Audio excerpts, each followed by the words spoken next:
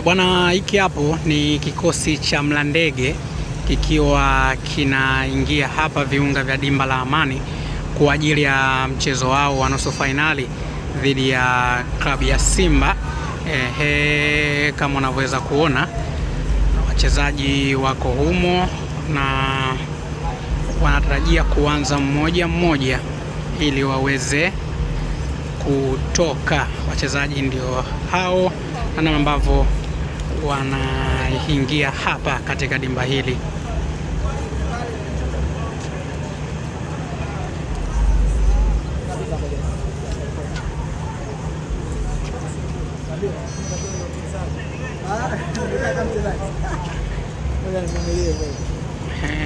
Wachezaji wa Mlandege ndo kama hivyo ambavyo unawashuhudia hawa hapo, wako tayari kwa ajili ya kuvahana na kikosi cha wekundu wa Msimbazi Simba.